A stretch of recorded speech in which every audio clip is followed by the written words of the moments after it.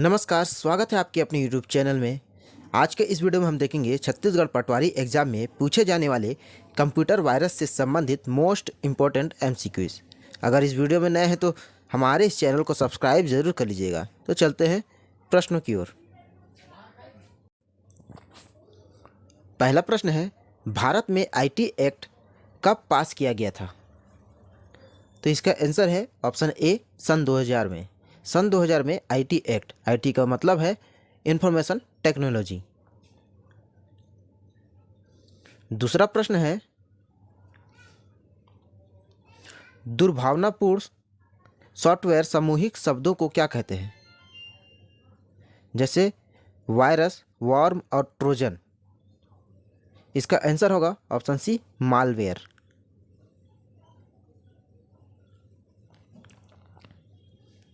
तीसरा प्रश्न है, अपने डाटा को ऑनलाइन अटैक, हैक, वायरस से बचाने को क्या कहते हैं? तो इसका आंसर होगा ऑप्शन बी, साइबर सिक्योरिटी। चौथा प्रश्न है, इनमें से कौन सा एक एंटीवायरस सॉफ्टवेयर है? तो इसका आंसर है ऑप्शन डी, दिए गए सभी। कौन कौन से? तो नॉर्ट्रॉन, K7 और क्विक हील, ये सभी एंटीवायरस सॉफ्टवेयर हैं।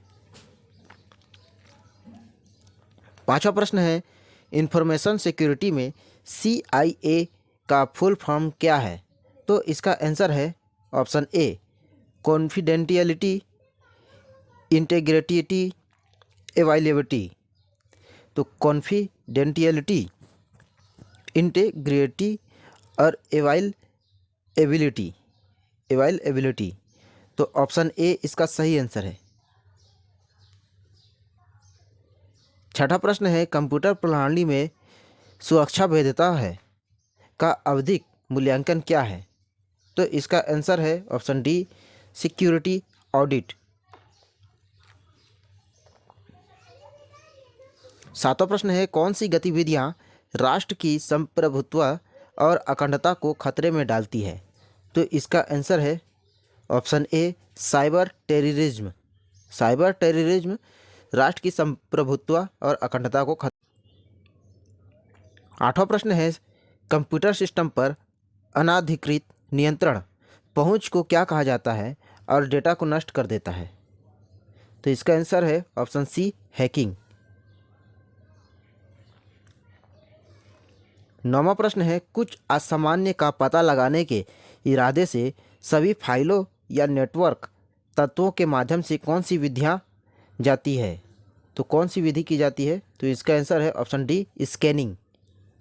स्कैनिंग के माध्यम से सभी फाइलों और नेटवर्क तत्वों की विधि को पहचाना जा सकता है, स्कैनिंग।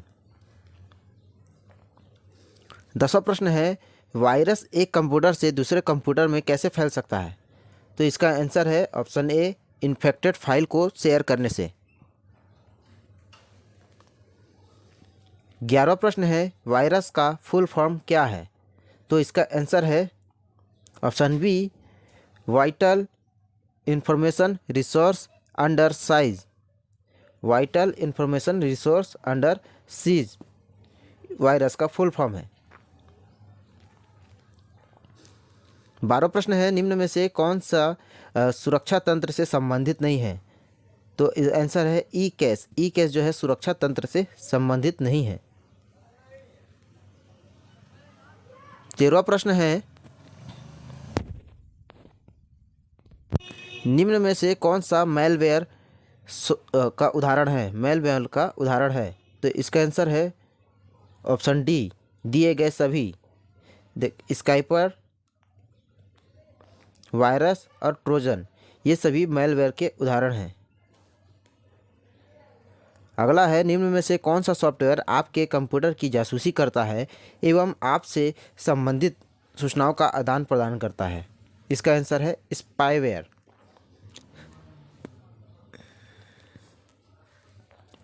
अगला है, HTTPS में एस का अर्थ है। तो क्या है एस का अर्थ? इसका आंसर है ऑप्शन ए, सिक्योर।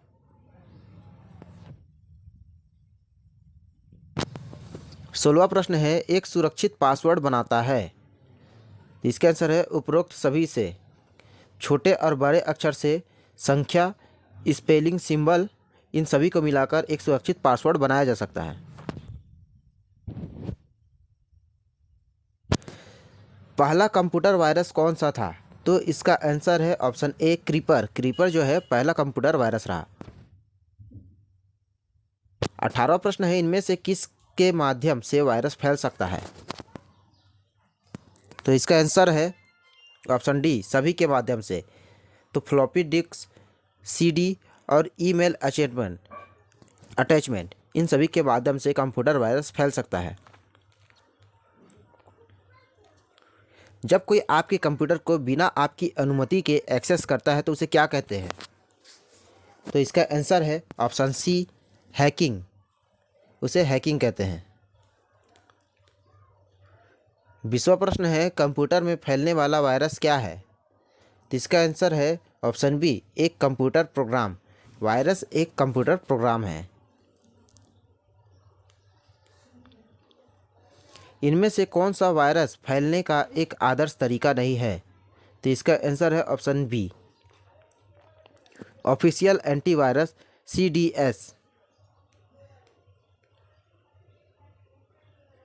स्पैमर आपकी पर्सनल इन्फॉर्मेशन कहाँ से प्राप्त कर सकते हैं? तो इसका आंसर है ऑप्शन डी दिए गए सभी से, फेसबुक, इंस्टाग्राम और लिंक्डइन। तो इन सभी से स्पैमर आपकी पर्सनल इन्फॉर्मेशन को प्राप्त कर सकता है। किस प्रकार के साइबर अटैक में आपसे आपकी जानकारी मांगी जाती है, जैसे आपका नाम, OTP, पिन आदि? तो इसका आंसर है फिशिंग अटैक।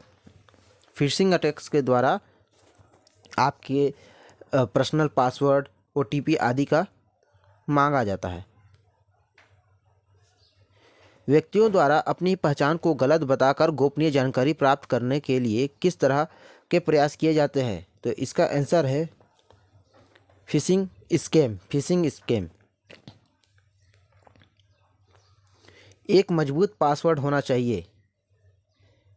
ऑप्शन सी नाम जिसमें कम से कम 8 वर्ण और अक्षरों की संख्याओं और वर्षों का संयोजन हो, तो एक मजबूत पासवर्ड माना जाता है। एप्लीकेशन सॉफ्टवेयर में फैलने वाला वायरस को क्या कहते हैं? Macro virus.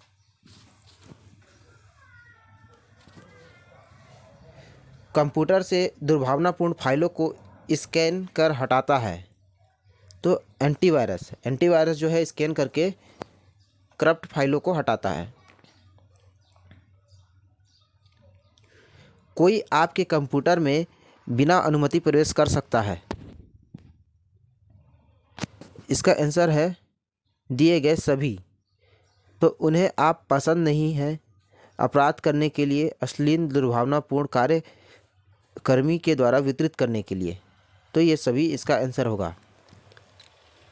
29वां प्रश्न है, यदि आप एक मेल प्राप्त होता है जिसमें आपके यूज़र नेम और पासवर्ड की मांग की जाती है, ऐसी परिस्थिति में आप क्या करेंगे?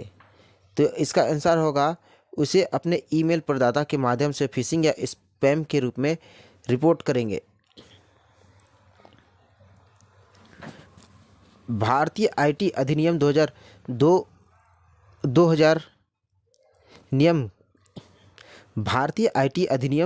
2000 नियम किस क्षेत्र में नियंत्रित करने के लिए तैयार किए गए हैं? तो इसका आंसर है सूचना प्रौद्योगिकी के क्षेत्र में।